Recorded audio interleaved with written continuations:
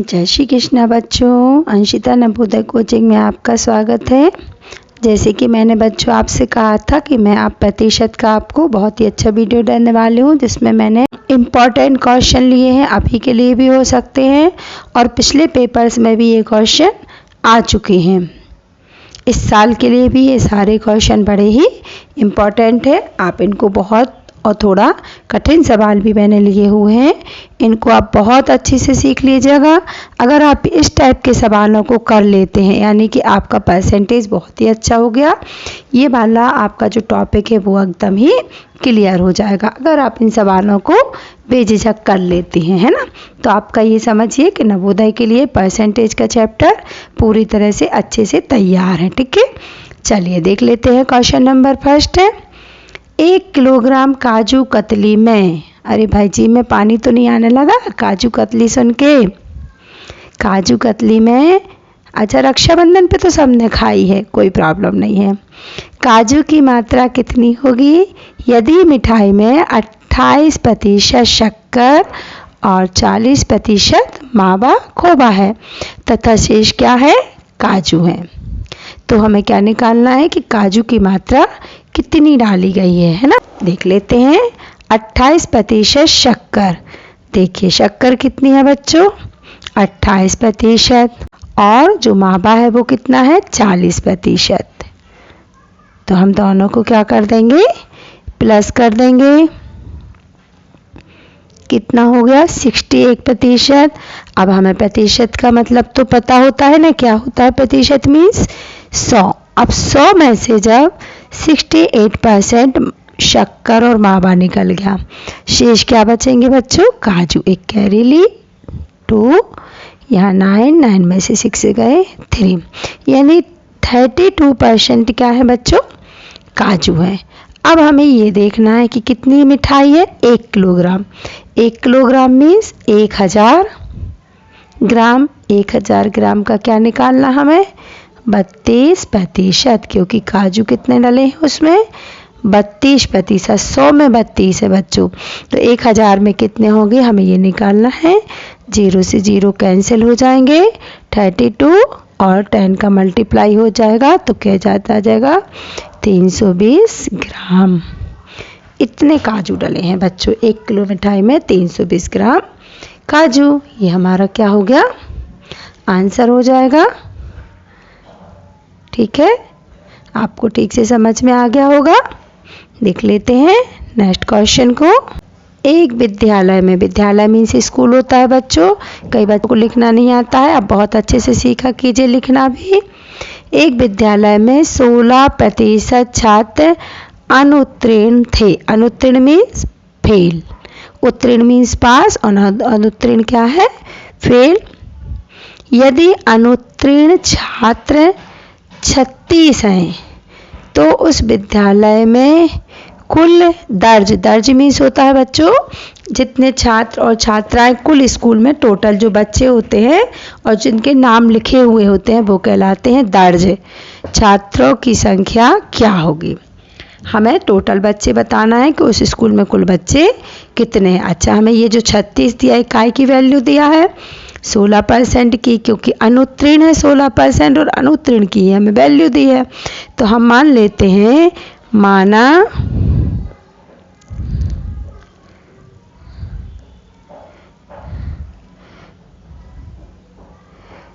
कुल दर्जन नहीं है बच्चों, दर्जन तो एक दर्जन में 12 वस्तुएं होती हैं, दर्जन और दर्ज में अलग है। कुल दर्ज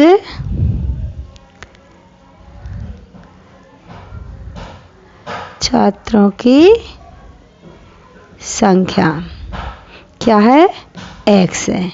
तो हमें क्या दिया गया, x का 16% हमें दिया गया है। 16% मीन्स 16/100 कितना दिया है, 36।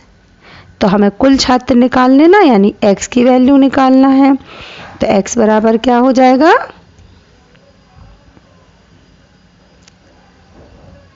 36 गुणित 100% की वैल्यू हमें निकालना है, तो 100/16। अब देखिए कुछ कट रहा है, काटना मैंने आपको अच्छे से सिखाया है। 4 से जा रहा है, 4 4 जा 4, 9 जा, अभी 4 का फिर चला जाएगा, 4 2 जा 8, 4 5 जा 20। अब नीचे तो ओनली 1 बचा हुआ है, ऊपर क्या बचा है, 9 बचा है और 25 बचा है। तो हम इन दोनों का क्या कर देंगे, मल्टीप्लाई। 25 और 9 का मल्टीप्लाई कितना होता है बच्चों, 225। आप कर सकते हैं, नॉर्मल भी कर सकते हैं। 9 5 जा 45, कैरी आई 4, 9 2 जा 18 और 4 22। तो कुल स्कूल में कितने छात्र हैं, 225 छात्र हैं स्कूल में टोटल भाई। ये हमारा आंसर हो गया। ठीक है, चलिए देखते हैं नेक्स्ट क्वेश्चन। अच्छा, ये तो आपके लिए है भाई, आपको करना है। मैं पढ़ के सुना देती हूँ, थोड़ा समझा भी देती हूँ, फिर आप कीजिएगा।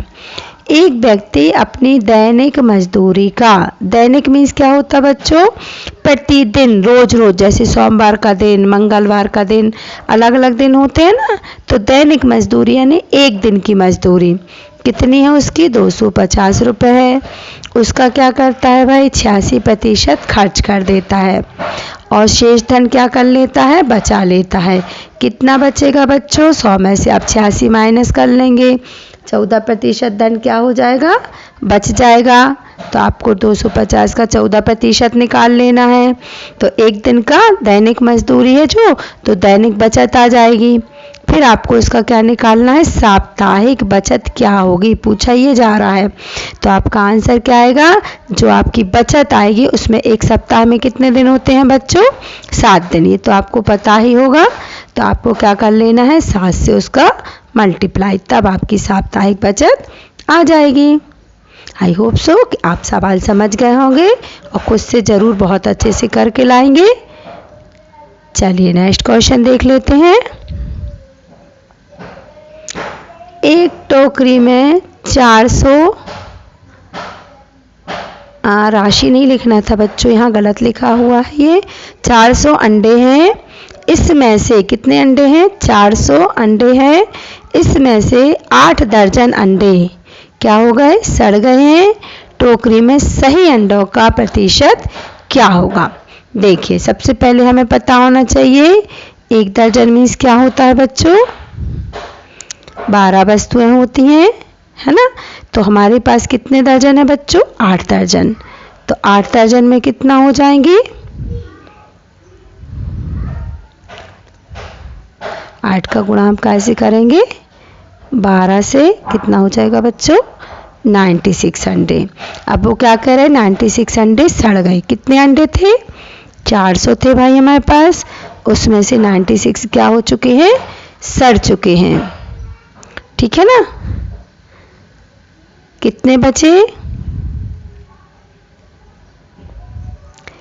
304 अंडे शेष बचे। अच्छा बच्चों देखिए, ये होमवर्क के लिए सवाल है, फिर भी मैंने आधा सवाल सॉल्व कर दिया है। बस अब नेक्स्ट काम आपको करना है, क्या करना है, प्रतिशत निकाल के बताना है। आधा मैंने कर दिया है। देखिए, आज मैं नए सिरे से आपको पढ़ाई हूँ, कुछ अलग सा करके दिखा रही हूँ।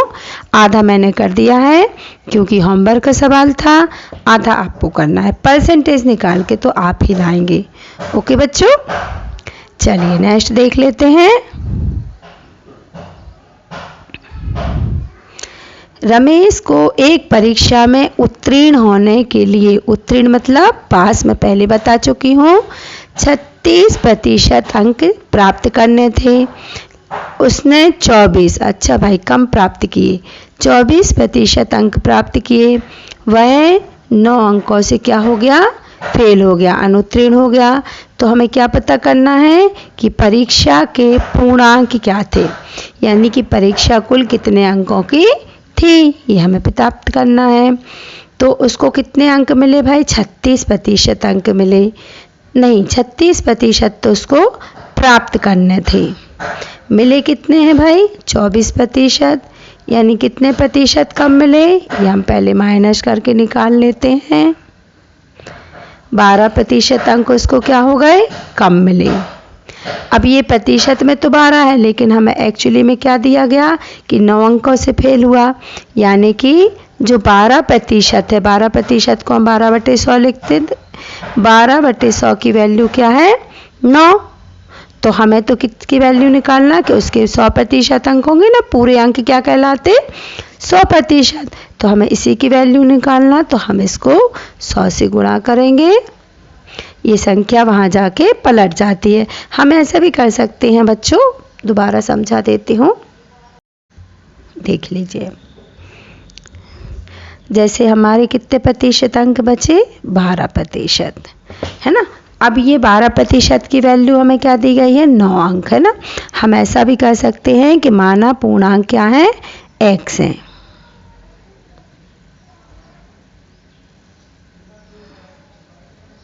है ना। तो x का 12% कितना है 9 है। तो x बराबर पूर्णांक क्या हो जाएंगे, ऐसे भी हम इस सवाल को कर सकते हैं। ये तो मैंने आपको सिखाया है कि ये वाला जो है पलट के वहाँ जाके गुणा में पलट जाता है। तो हो जाएगा 100/12। अब काट सकते हैं, 4 से कट रहा, 4 4 3 जा, 4 2 जा 8, 4 5 जा 20, 3 से कटेगा, 3 1 जा 3, 3 जा, नीचे तो 1 ही बचा। तो x की वैल्यू क्या आ जाएगी 3 ये है और 25 ये है, तो 75। यानी कि अच्छा इसमें प्रतिशत नहीं लगेगा क्योंकि ये पूर्णांक है, ये अंक आए हैं, ये प्रतिशत नहीं है। तो परीक्षा का पूर्णांक क्या था 75 अंक है। 75 में से उसको 24 मिले हैं, जबकि चाहिए क्या थे 36। ठीक है ना बच्चों। ये आपके लिए होमवर्क के लिए है। p का p प्रतिशत, p का p प्रतिशत 49 है, तो p का मान क्या होगा। देखिए इसके लिए मैं आपको हिंट दे रही हूँ। देखिए p का p प्रतिशत, मैं बस आपको यही बताना चाहूँगी बच्चों कि जब किसी भी संख्या में किसी भी संख्या का गुणा होता है, जैसे p में p का गुणा होगा तो p का वर्ग बनता है। p और मल्टीप्लाई p 2p नहीं होते। p में p का जब मल्टीप्लाई होता है तो क्या बनेगा p का वर्ग, और जो बराबर की संख्या होती है उसमें हम क्या निकाल देते हैं वर्ग हटा के वर्गमूल। ये आज का हिंट है इस सवाल के लिए, जो कि आपको करके रखना है। देख लेते हैं नेक्स्ट क्वेश्चन।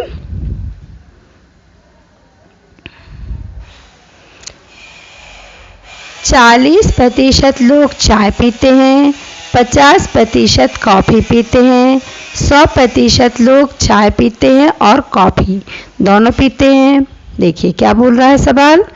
40% लोग चाय पीते हैं, 50% लोग कॉफ़ी पीते हैं, लेकिन जो 10% लोग हैं ना वो चाय भी पीते हैं और कॉफ़ी भी पीते हैं। तो हमें क्या बताना है कि कितने प्रतिशत लोग ना चाय पीते हैं ना कॉफ़ी पीते हैं। देखिए मान लीजिए ये हमारा चाय का व्रत है, तो ये 40% लोग क्या पी रहे हैं चाय। ठीक है। अब इसी से मिलके बन जाता है दूसरा व्रत, जो कि कितना है 50%। ये क्या पी रहे हैं कॉफ़ी। ठीक है। लेकिन जो ये वाला है ना 10%, ये क्या कर रहा है चाय भी पी रहा है और कॉफ़ी भी पी रहा है। तो बच्चों क्या होगा, ये जो 10% वाले देखिए ये घेरा इसमें भी चला इसमें भी चला गया, तो ये 40 में भी है 10% वाले, तो फिर ओनली चाय वाले कितने रह गए 30। जो 50 कॉफ़ी वाले हैं इसमें भी ये चाय कॉफ़ी दोनों वाले, तो ये कितने रह गए 40। एक्चुअली कॉफ़ी वाले कितने रह गए 40 है ना। तो टोटल कितने हो गए 70, और 10% जो है वो सब पीते हैं, दोनों चीज़ पी रहा है, तो टोटल कितने हो गए 80%। अब वो कह रहा है कुछ ना पीने वाले, तो प्रतिशत मीन्स 100 होता है बच्चों, और जिसमें से 80 दोनों 80 में कुछ चाय पी रहे, कुछ कॉफ़ी पी रहे, कुछ दोनों पी रहे, तो जो 20% लोग बचे वो कुछ भी नहीं पीते। ये हमारा क्या होगा आंसर होगा। इसको अच्छे से समझिए बच्चों क्वेश्चन को, इस साल के लिए ये हमारा बहुत ही इम्पोर्टेंट क्वेश्चन हो सकता है। नेक्स्ट क्वेश्चन होमवर्क के लिए है। किसी संख्या का 32% उसी संख्या के मानेंगे क्या? हिंट में दे रही हूँ। किसी संख्या का क्या मान लेंगे? x का 32%, x है ना, फिर x मानेंगे x के 17% से 120 अधिक है, तो वह संख्या x की वैल्यू आपने को निकालना है, क्या होगी? ठीक है बच्चों, आपको निकाल के रखना है। आपको बहुत अच्छे से ये क्वेश्चन समझ में आ गए होंगे। नेक्स्ट वीडियो में मैं आपको बहुत ही अच्छे से क्रय विक्रय मूल्य और उसके फार्मूले, लाभ प्रतिशत, हानि प्रतिशत सिखाने वाली हूँ। आप वीडियो का इंतज़ार कीजिए, चैनल को लाइक कीजिए, सब्सक्राइब कीजिए और बहुत अच्छे अच्छे कमेंट्स दीजिए बच्चों। दूसरों को वीडियो शेयर कीजिए। परीक्षा पास में आ रही है नवोदय की, तो बाकी के लोग भी अपने एग्ज़ाम की अच्छे से तैयारी कर सके। अंशिता नवोदय कोचिंग से पढ़ते रहिए। जय श्री कृष्ण बच्चों।